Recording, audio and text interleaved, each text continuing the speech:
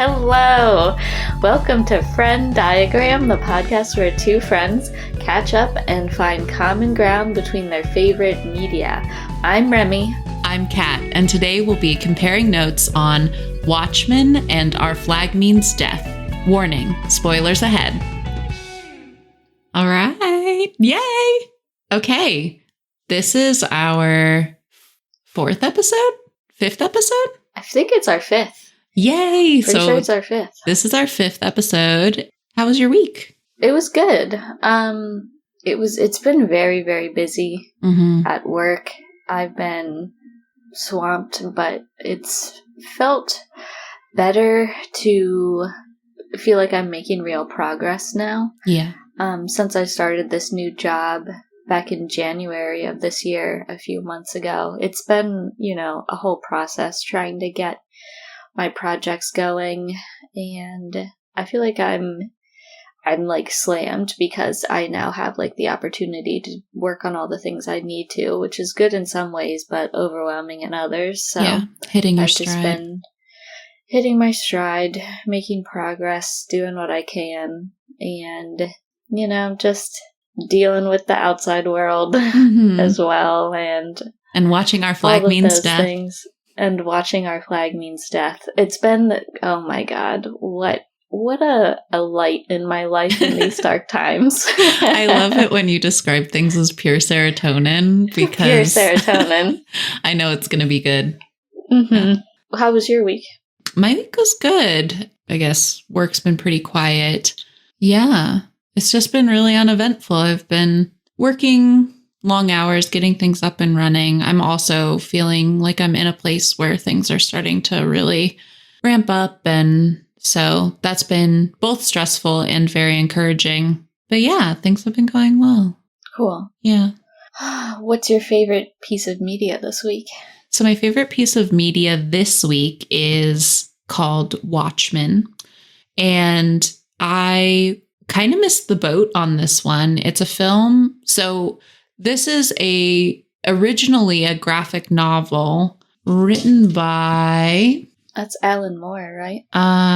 Yes, Alan Moore, and Dave Gibbons. It was published between 1986 and 1987, which I didn't realize it was that old. So they made a film adaptation of this graphic novel, or I guess it was a comic book series. It was released over those years, and then they compiled it into one single graphic novel. I see. Okay. But yeah, I missed the boat on this movie completely. And I suppose when it came out in 2009, I was pretty young to be watching this movie. I watched it 2 weeks ago, I think, when I was in Minneapolis with my partner. For the first time? Yeah, for the first time. So Watchmen was directed by Zack Snyder, and I just found that out by looking at the IMDb page 30 minutes ago. Generally, the plot is following all of these retired superheroes. So it's kind of like adult Incredibles, is kind of what I was thinking while I was watching it. So okay. The world no longer really has a need for these superheroes to be fighting crime. And so they're all kind of retired. There's been 2 generations of superheroes. So the originals, and then they kind of pass on that trade to a second generation. It's this group of retired superheroes, and the movie starts out and you see this older gentleman who you later find out is part of the first generation of these superheroes. His superhero name is the Comedian. And he gets killed in the first scene of the movie. And everything kind of unspools from that. It's kind of designed more like a detective noir film as opposed to a superhero movie, which I really liked and found really compelling. And you can see the comedian watching the news before he gets killed. And on the news, they're kind of talking about this threat of nuclear war, which is really interesting. And over time, you find out that there's another character. His name is Dr. Manhattan. He used to be a scientist, and he, through some freak accident, actually developed powers. So he's kind of the only traditional superhero in the film. And he becomes kind of this all-knowing, omnipotent type being. And he's working very, very hard on how to prevent this nuclear destruction with a man. It's basically the Elon Musk of this world. He owns a huge company. His name is Ozymandias. He's a weird dude, but he's basically like this rich guy who's funding all of this research to prevent nuclear fallout, nuclear destruction of the world. The movie is narrated through the point of view of Rorschach, who is this man. He wears a mask. It's a white mask with black blotches on it that resemble a Rorschach blot. The movie is kind of narrated through his point of view, and he's trying to solve who killed the comedian. I really, really like how this movie plays with the concept of the anti-hero or who is good and bad. It kind of makes a point to show that everyone is a little bit of both, and some are more than others. Some are more distinctly in that bad category. But yeah, so I find the characters more compelling than the plot, really. So I kind of want to focus in on those for part of the discussion. I don't really know where to start because they're all very, very interesting. They're all pseudo superheroes? Yeah. It's like Rorschach? Yeah, so Rorschach... Is he in that category? Mm-hmm. Rorschach was part of the first generation, kind of overlapping into that second generation. Rorschach is really interesting because at first... because it's narrated from his point of view, it kind of draws to light his dark parts of him. In his opening monologue, he says, "The city is afraid of me. I have seen its true face. The streets are extended gutters, and the gutters are full of blood, and when the drains finally scab over, all the vermin will drown. The accumulated filth of all their sex and murder will foam up about their waists, and all the whores and politicians will look up and shout, 'Save us!' And I'll look down and whisper, 'No.'" It's very dramatic, one. But at the start of a superhero film, I think that really sets the tone. Those are like some of the first words that are uttered. I think Rorschach is genuinely the most compelling character in the film for me because he views the world through such a pessimistic lens, but he is also the most dedicated to finding out the truth in this situation. And he is the driving force of like drawing all of these characters back together and finding out what is really underlying this mystery, right? He's like a very closed off character. And I think it's because he had to deal with realizing that not all humans are humans, not like some humans are just monsters. There's this really horrifying scene where you kind of realize where Rorschach kind of diverged because he doesn't see himself as his normal name. I can't remember what it is. But he sees himself only as this persona of Rorschach. He doesn't see himself as who he was in real life. And he says that that person died when he was investigating a case of this missing girl, and he finds the house that she was in. He waits for the man who's responsible to come back, and the man is like begging for his life, and Rorschach in that moment just realizes that like some humans are just monsters and some humans will just kill an innocent for no reason. And before that, he had not really had to deal with that concept. So I think that he's just a really interesting character that has obviously shut himself off from his own humanity in a way. I see. Because of the monstrosities of the world as kind of a defense mechanism in this scenario. And then does that influence how he like approaches his role as a superhero type person? It influences him as a character, but I don't think it influences his actions necessarily. It just kind of prevents him from feeling as much mercy. So yeah, I guess in a way. Yeah, I don't know. Rorschach is just the most interesting character to me. There's also the Silk Spectre, who is Dr. Manhattan's girlfriend. And you get to see their relationship kind of fall apart. And I think it really shows a contrast between Silk Spectre, who is just a normal person. You get to see that contrast with Dr. Manhattan, who obviously is this kind of all-knowing, all-seeing, very intelligent individual. Dr. Manhattan is a truly neutral character. He's doing good things. He's working on how to prevent this nuclear apocalypse, right? But he's kind of seeing past it, and he doesn't really see the meaning of worrying about this one planet when there are other planets with life on them. And he kind of sees past this scenario, this very human fear of extinction. It really makes you think about how becoming this almost godlike character can make you lose your humanity and lose your connection to humanity. And Silk Spectre throughout the movie is his one lifeline to his human emotion and that human side of him still.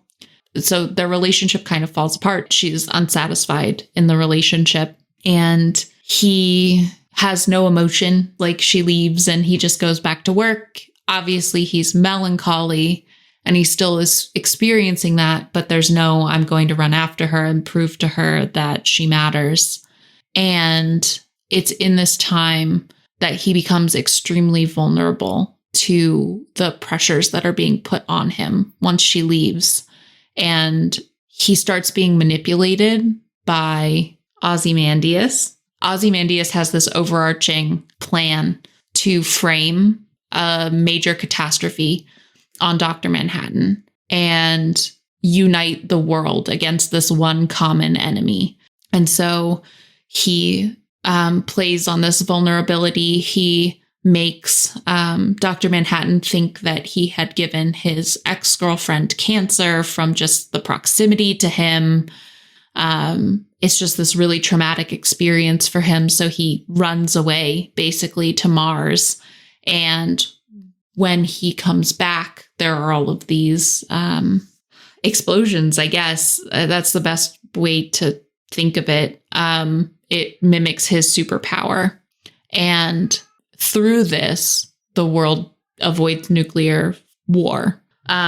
So without this tie to Silk Spectre, he becomes extremely vulnerable. But yeah, I think that the way that they really played with good and evil in this film is really interesting, because obviously Ozymandias is kind of a bad guy. Like, he's framing this perfectly innocent dude who's been putting hours and hours into saving the world. But obviously it's a perfect scenario because Dr. Manhattan can see it for the bigger picture and see why it was necessary and why he now has to leave to be this common enemy to protect the Silk Spectre and everyone from extinction. I don't really want to get too much into the comedian. I found that plot really unpleasant to watch. He's net bad for me. Do we find out who killed him? Yes, Ozymandias did. Okay. Ozymandias kills him because he realizes what Ozymandias is up to and that he's going to frame Dr. Manhattan. The comedian is just like, I mean, he's obviously got a lot of trauma from, he was like sent to fight in the Vietnam War and kills a lot of people. He's not just bad for the sake of being bad. The acting of that character is very good and very emotionally evocative. I think he has the least screen time of any of the superheroes that we are talking about, but I found him very emotionally evocative in his scenes because you're kind of living through other people's memories of him, which I thought was a really interesting flashback mechanic. And then I'm saving this character for last because I'm in love with him.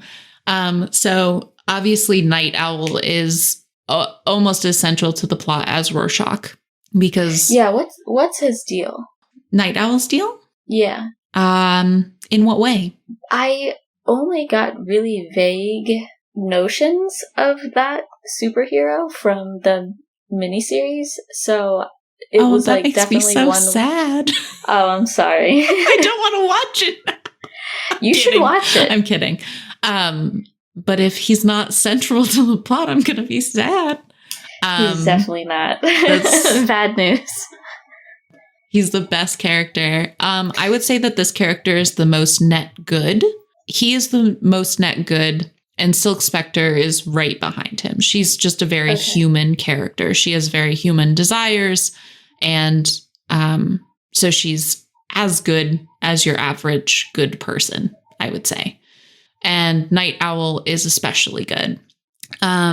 He is kind of playing the role of best friend who gets ignored romantically until girl breaks up with her boyfriend, and then turns to him, right? So basically Silk Spectre breaks up with Dr. Manhattan and begins a relationship with Night Owl, who is a very human character, very in tune with human desires and wants. Night Owl's deal, I guess, is that he's got cool gadgets. He drives around a big old hovercraft ship thing, and it kind of looks like an owl. Like it's got these big submarine-like eyes, and he like basically is the captain of that and piloted superheroes where the crime was and would get out and fight or fight from the air and stuff like that. So he was basically like a cool pilot back in the day. And I would say that his main flaw is inaction. I would say that that's probably his like most human flaw. Rorschach kind of has to push him to keep investigating and help him with this. And obviously with Silk Spectre, he never really makes his move until she does. And so I think fear and inaction make him not his best self. But he's a very lovable character. He's played by Patrick Wilson, who I'm also in love with. I think my favorite performance by Patrick Wilson is probably Bone Tomahawk. Same. I absolutely love him in that. He's also fantastic as Ed Warren in the Conjuring movies. So I've just seen him in a lot of movies that I think are just fantastic. It was such a pleasant surprise to see him in this movie. I had no idea going in, and I turned to my partner and just went, "That's Patrick Wilson. I love him." And he was like, "All right." He was like, "I don't know who that is." And I was like, "From Bone Tomahawk." He's not good with names. Oh yeah. And like actors. My partner. But yeah, I thought this performance was really lovable. I really love his responses to his peers. I love the scene between him and Rorschach.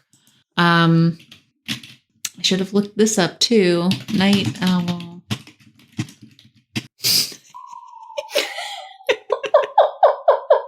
I got brought to a weird part of the internet where it just says... Sorry, I thought you were laughing at the siren that loads up. No, sorry. I was laughing at Rorschach and Night Owl fan film, and I really want to watch it. It's a 10-minute movie. Excellent. Oh, okay. So there's this conversation between Rorschach where Rorschach is criticizing Night Owl for saying, "You've forgotten how we do things. You've gotten too soft, too trusting, especially with women." And Night Owl kind of stands up for himself and says, "No, I'm through with that. Who do you think you are? You live off of people while insulting them, and nobody complains because they think you're a lunatic." And then immediately afterwards, he feels bad for saying that because he kind of lashed out. And they like kind of pause and just look at each other. And Rorschach just says, Daniel, which is his real name, Daniel, you're a good friend. And they shake hands, and I was like, oh my God, hug. I loved it. Sweet. I wanted them to bro out so hard. And it was such a beautiful interaction. And I think he really does, that to me illustrates that he brings out this like really good side of people. Like he brings back that humanity in people. Mm-hmm. Yeah, I just love that character. He's so sweet. But I'm always going to love the most sweet character the most, I think. I'm here for wholesome vibes only. But yeah, I just thought this movie was really fantastic. I honestly can't recommend it enough. The movie's streaming on Hulu. I just really liked that movie. And it was about 50% because it's a really good film and 50% because of Patrick Wilson. Patrick Wilson. Love that man. Wonderful. Wow. He's just such a normal dude. I love him. I just love him. He looks like he would. He is beautiful. This is wonderful. We have oh man. This is great. I would love to know if you end up watching the HBO limited series and hearing your thoughts on that. My list just keeps getting longer. I don't think I'm going to be able to cancel HBO in a month because now I've got to watch Our Sales Mean Death. Is that Our Flag Means Death? Our flags. Close. Now I've got to watch that and Watchmen and Euphoria and what else was on my list?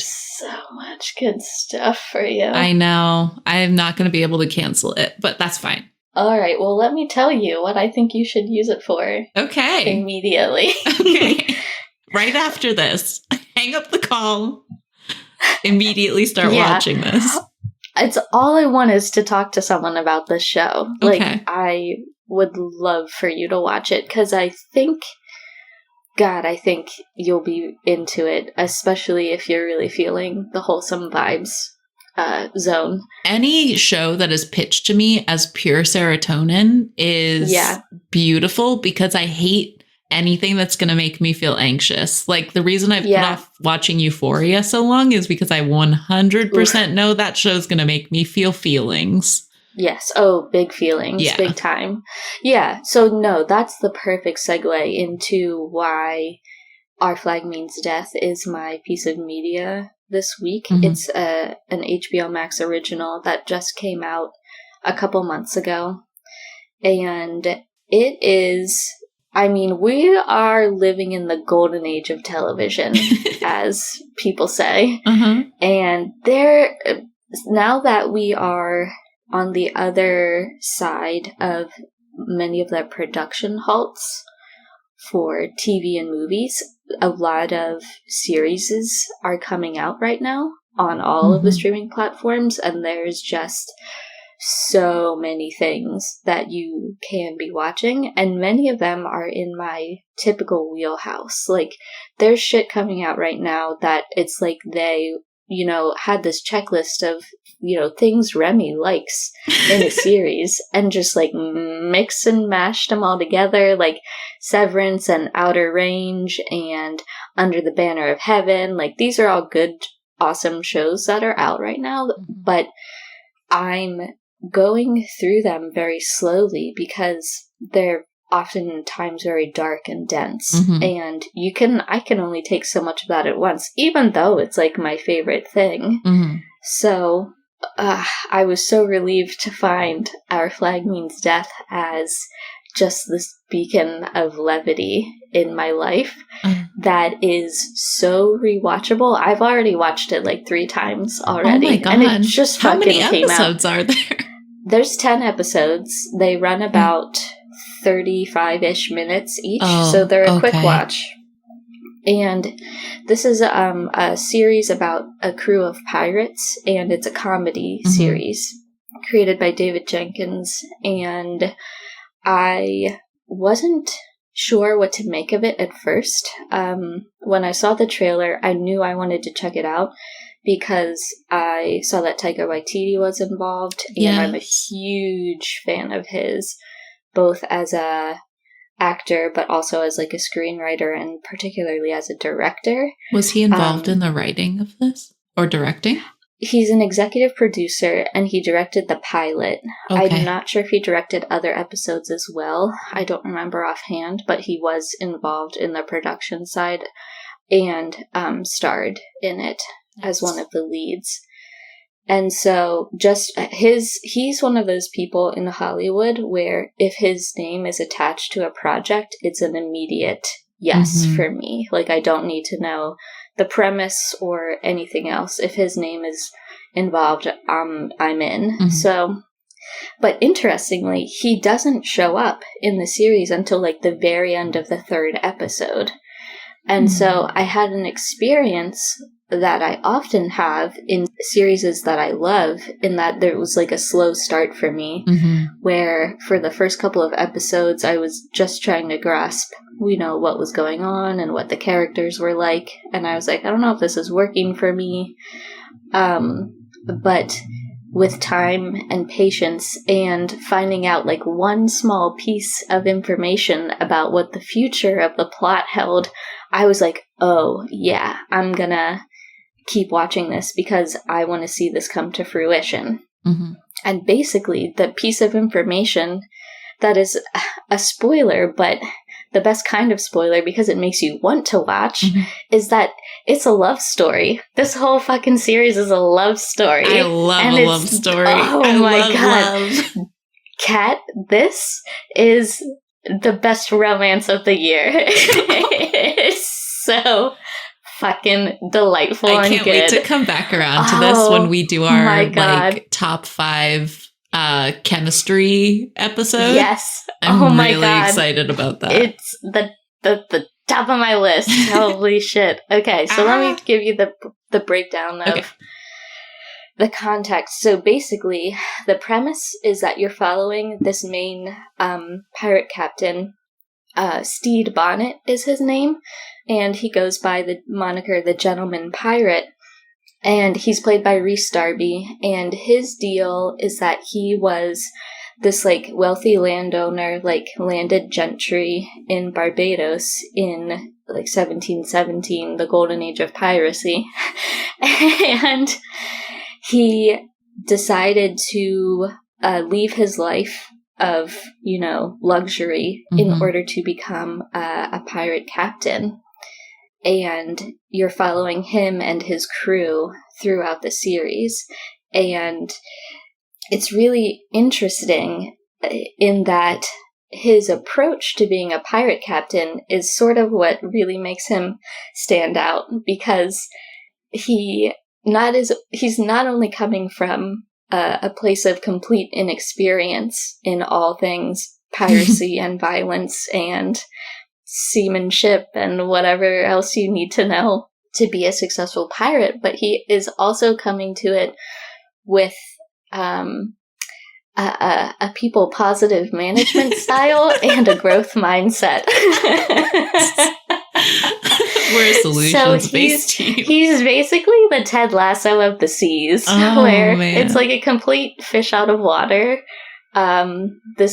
It's like a fish out of water story where this man is in charge of these people, and he probably shouldn't be because he doesn't have the right experience, but he's just so damn positive that you can't help but rooting for him. Is his crew pirates? Like, are they real pirates? Do they know what they're doing? They are real pirates in that is their profession. So you don't find out how they became his crew, but you do find out that he pays them a salary, which was not a thing.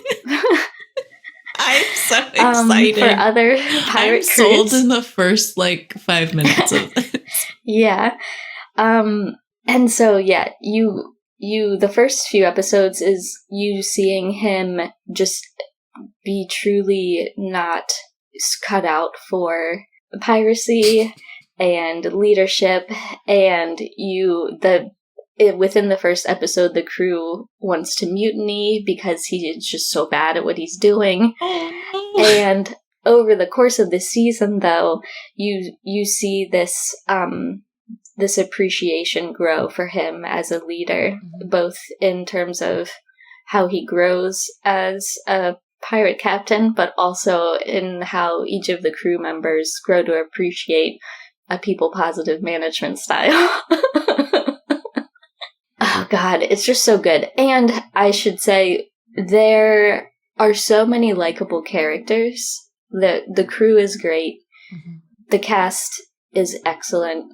And you quickly grow attached to each of these characters in the crew as you learn more about them and see them interact more and see how they approach this challenge of having like an incompetent leader for their crew. And so one of the main things that the show focuses on is Steed's motivation for turning to a life of piracy, because it doesn't make a lot of sense why someone who has it so good would choose this life, especially when they're so ill-suited for it. And you find out that he was really unhappy in his home life. He was part of a like an arranged marriage, basically, with his wife Mary, and they had 2 children, and he and his wife were both unhappy, and he just didn't feel like he fit as a part of his family or community. You see a lot of flashbacks to him in childhood where he was, bullied for not fitting traditional standards of masculinity, and you can see throughout his life, from what we observe, that he's never really fit in and found a place and felt like he was filling the role that society expected him to fill. And in abandoning that life, he is choosing this like adventurous lifestyle of freedom on the open sea, and that's what he's seeking, even though it's a challenge for him to fit in that role as well. But his goal is basically to break free from that burden of social expectation and social constraint, whether that's like marriage or gender norms or masculinity. Like, he just felt so unbearably trapped that he went to these extreme lengths to escape that. And I think that's a fascinating motivation that lots of people can relate to, feeling trapped in the expectations from any role that they're playing. Yeah. And so as the series progresses, he grows in a lot of different ways. Like, he experiences trauma related to violence and kind of has to work through that. But he also just really wants to be a better captain and be better at piracy and have his crew he wants his crew to support him. He doesn't want to be mutinied. And no one wants to be mutinied. No one wants that. And fortunately, he meets up with, or is intercepted by Blackbeard and his crew. And in, history and in the realm of the show, Blackbeard is the most feared pirate. He is the best pirate, the scariest pirate, the most successful pirate. He is like a legend, just like people tell like mythical stories about, basically he was just like the most feared and revered pirate at the same time.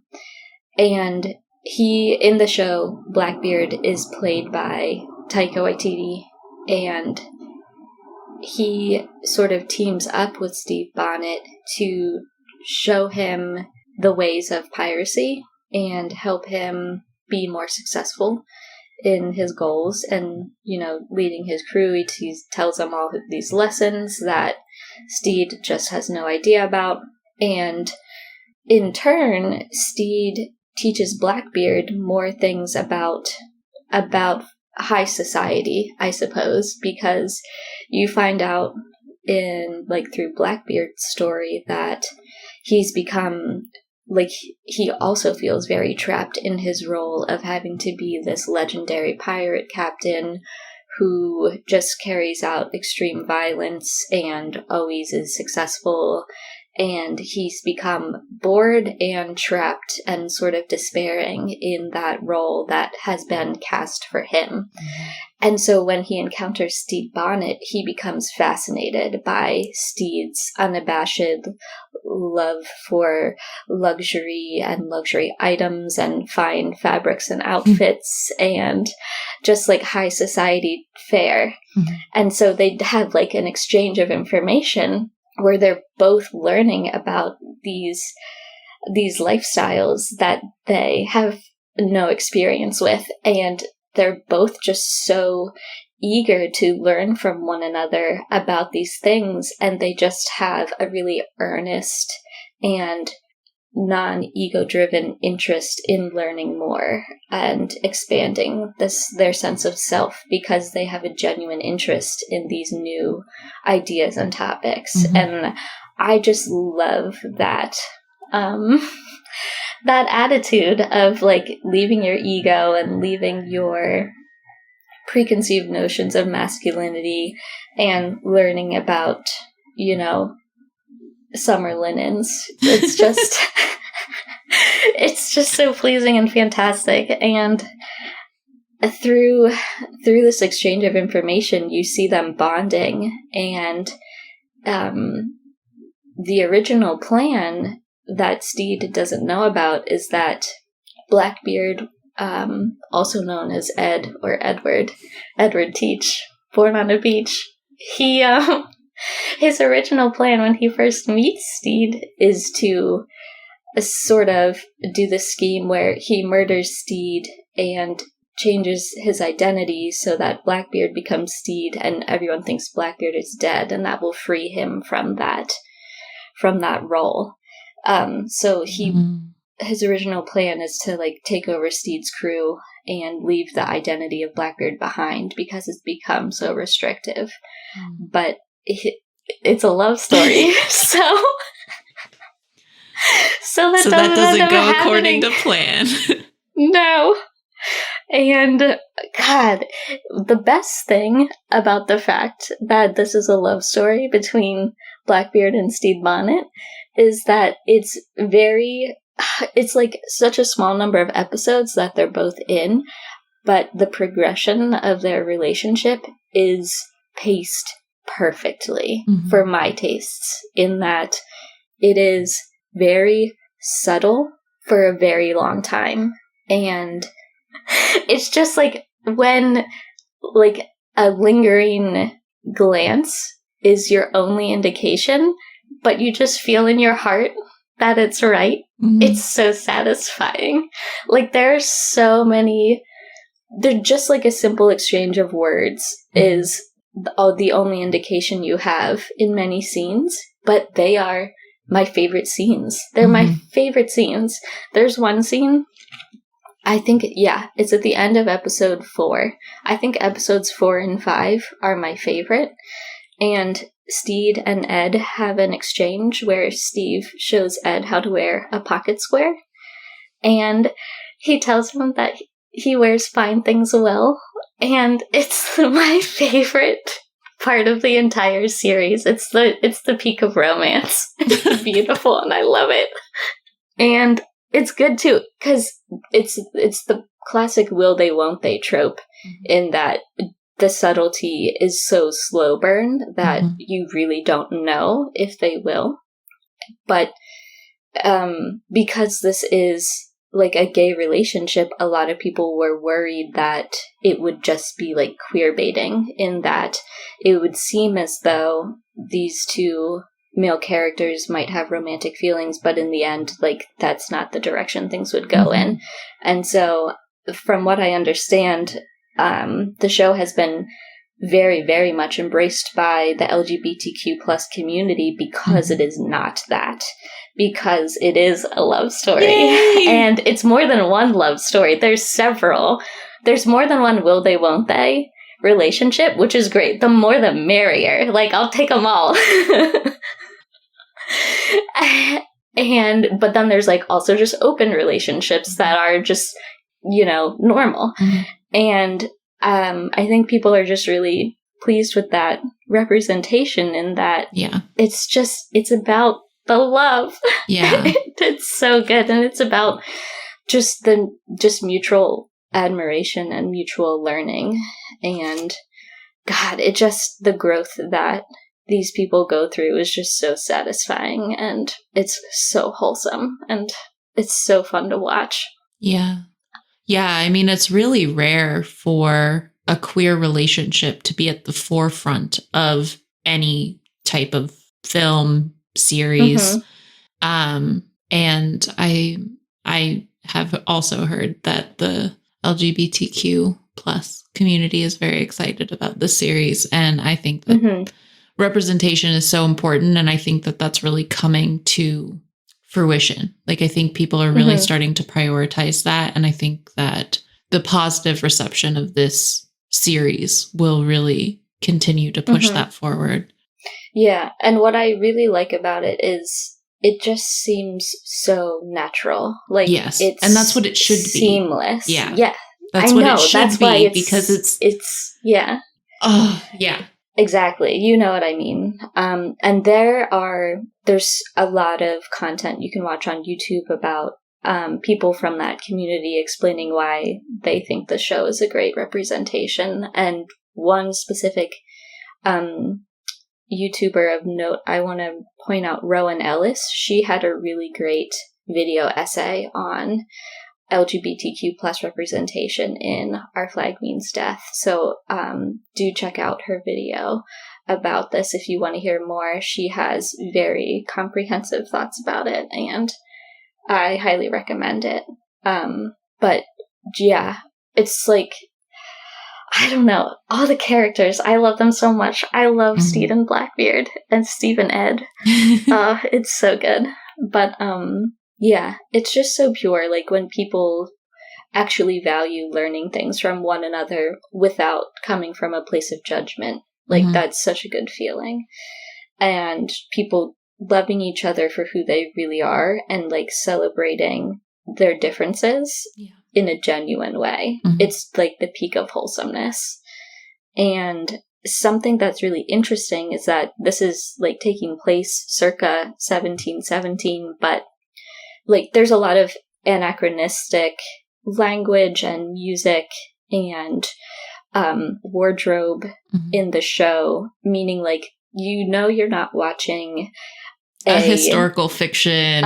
Exactly. Yeah. Like, Stede Bonnet and Blackbeard both existed, and they did hang out in reality, and they did co-captain a crew. But this show is not making an effort to make it, super hyper real. Like, you're looking at a ship on a soundstage. And I actually like that aspect of it, because when you're presented with these themes in a more modern way, even though it's depicting old times, you can more easily grasp that this is like these are universal themes that are relevant now.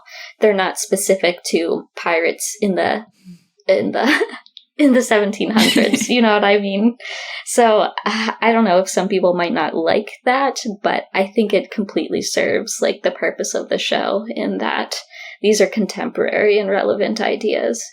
There's almost this like suspension of disbelief that I have to overcome, even though it is based on history and trying to be accurate to a historical setting. I find that certain things will take me out of it. Like when you're watching a medieval film or a film set in medieval times, and there's not a speck of dirt on these people. And like, I immediately am taken out of the realm of the film, because it's trying too hard and also not trying hard enough at the same time. Whereas something like, even Hamilton, like, is such like a modern take on a historical setting, a historical story, that it's very easy for me to watch. And because I'm already suspending my disbelief for certain aspects, like rap music in the 1800s, right? Like, like I'm already suspending my disbelief. So there's not so much further to go because I know that it's like supposed to just be a loose setting, you know? Yeah. Yeah. It's funny you bring that up because when I was thinking about how to describe the amount of suspension of disbelief sort of required, it is almost exactly like watching a stage play in that you're centering on these people. This is character driven, and the plot and the spatial relationship of geography is melded to fit what's happening with the characters. So like, you know, you can't row a boat to any of the places they're going, but people do it all the time. Like, it's completely serving of the interpersonal interactions, and that doesn't bother me, but it might bother some people. But as long as it's serving the love story, I'm fine with it. But there are, other than the two leads that I mentioned already, there are some other, I mean, the whole cast is wonderful, and the crew has just a lot of wonderful ensemble comedy, which is a delight and very wholesome in and of itself. There are two standouts in the crew that I did want to mention. Samson Kayo, he plays Oluwande, and I was extremely excited to see him in the pilot because I recognized him as the actor that played Elton John from Truth Seekers, which is a series that both you and I have enjoyed. Oh, so I completely forgot about that He's a wonderful member of the crew, and he's also part of a Will They Won't They romance storyline. I love it. Yes. He's great. Makes you want to be a pirate. Let's all just be pirates. Yes. Let's quit our jobs and be pirates. Please. I would love to cast off the expectations of society. And also another standout performance was Joel Fry. He was my favorite comedic performance of the entire series. He played the character Frenchie, and I just thought his delivery of every line he had was superb and just fucking hilarious. I loved his comedic performance. I thought he was wonderful. So yeah, it's great. I mean, the music is really fun. There's a great piece that I read on Tor.com. It's called Let's Rank All the Needle Drops in Our Flag Means Death. It's by Leah Schnellbach. And this Leah person who wrote this article somehow has the same mind as me, because her take on ranking the best needle drops was just like spot on. Like, she read my diary and she gets me. And so you should read that if you're interested in the music choices in the show. God, it's so good. Another reason why I love this show is, like, obviously I love the characters. I love all of their growth. I love learning about their backstories and why they are the way they are, and why that those past traumas, how that influences how they are approaching the problems in their life, and how that changes when they meet new people that help them to grow as people. But I also, on a more shallow note, have to point out that Taika Waititi as Blackbeard is just like the peak of human sex appeal.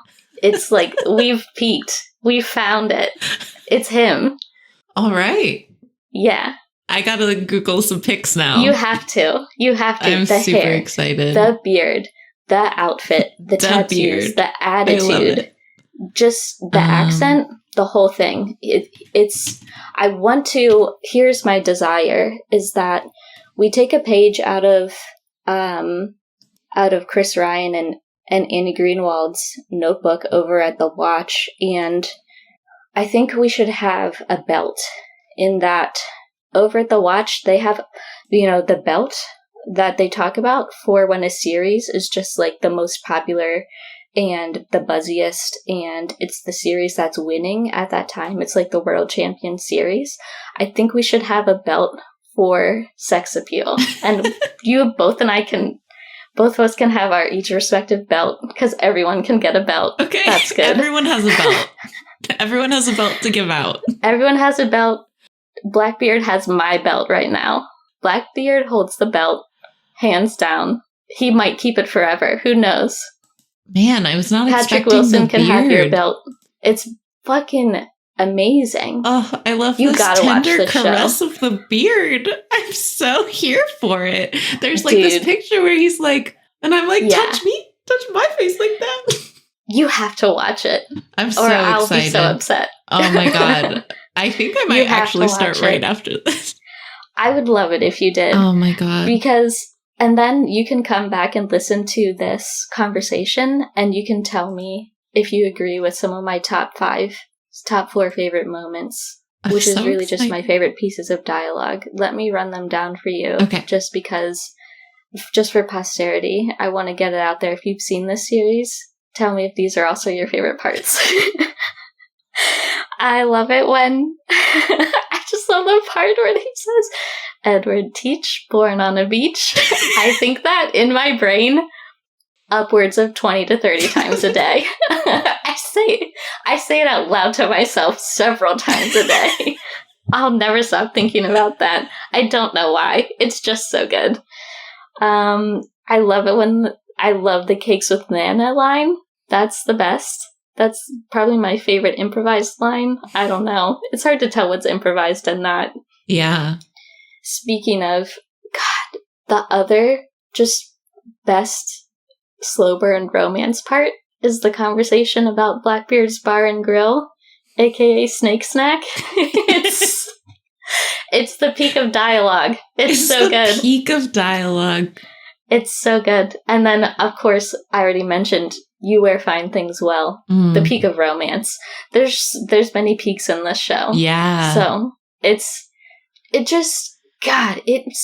makes me so fucking happy. It makes me so happy. I love the show. I love that it exists, and I love revisiting it, and I just love the way it makes me feel. It's a absolute delight. Mm-hmm.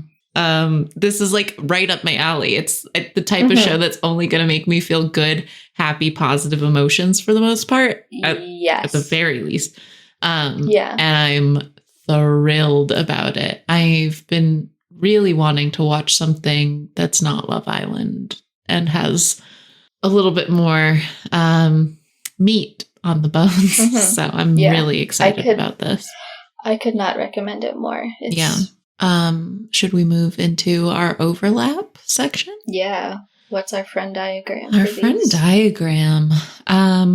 Well, I think one characteristic is obviously the wholesome nature of some of the characters, particularly our major snacks from the series and from Watchmen.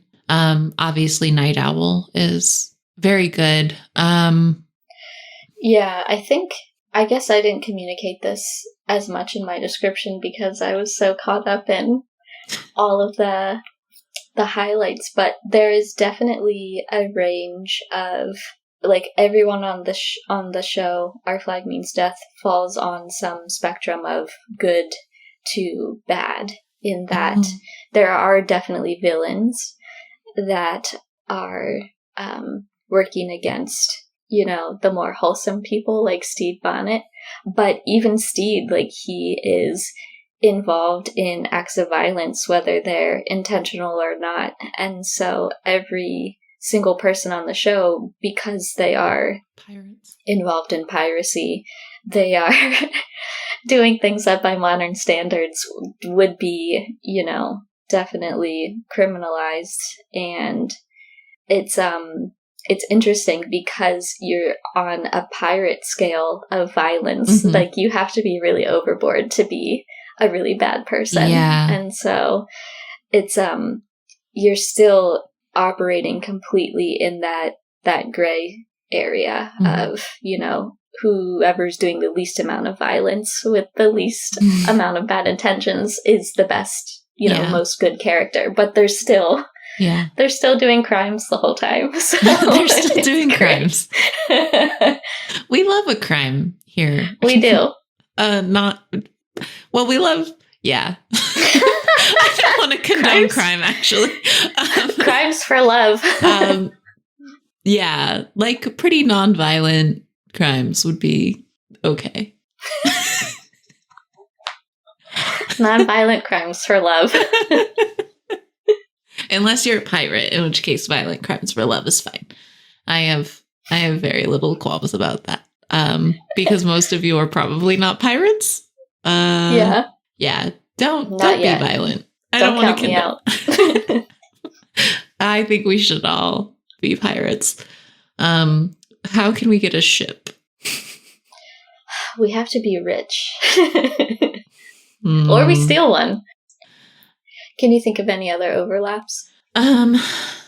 So right now we've got wholesome characters and also characters obviously falling in a gray area of like traditional concepts of bad and good. And definitely dealing with past trauma. If I'm interpreting what you were saying correctly. Yeah.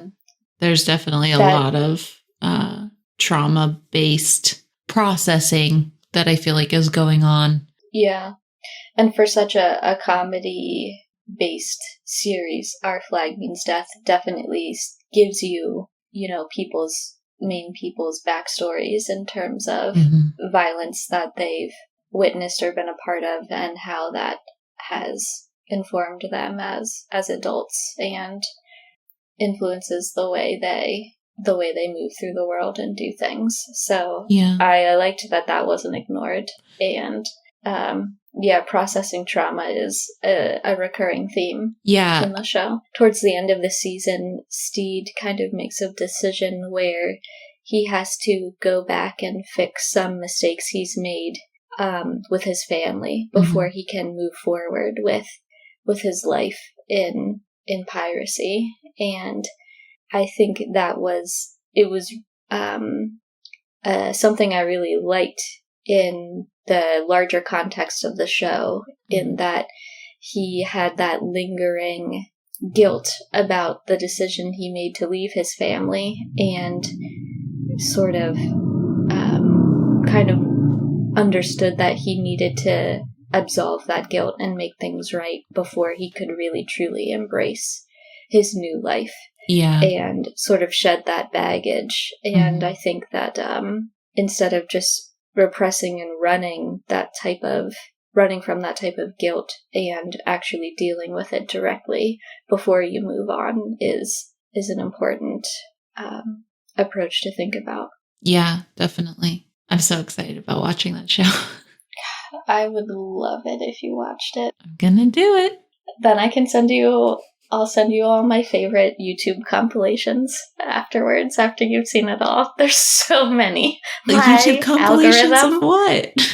Of just, parts of the show. Oh, just so you can relive the magic. Yeah, I love it. Great. It's great. It's just a great little boost. Yeah, it's great. There's some great ones that are like the best dialogue, or there's a lot of great ones that are just like Our Flag Means Death, but Ed threw the context overboard, or stuff like that. I love it. I'm so excited. Watchmen is streaming on Hulu. The series is streaming on HBO. The movie is streaming on Hulu. Our Flag Means Death is streaming on HBO Max. Thanks, everyone, for listening, and we hope you'll join us next week on Friend Diagram, and I'll hopefully have an update about how much I loved Our Flag Means Death.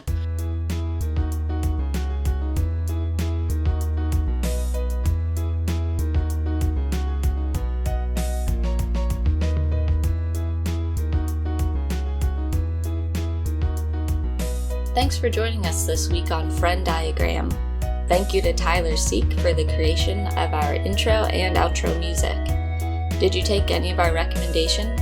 Have any thoughts on the show? Let us know at frienddiagrampod@gmail.com, and we might read your email on a future episode. If you can, please take a moment to rate and review the show on your podcast app of choice, and we'll see you back here, same place next week. Bye for now.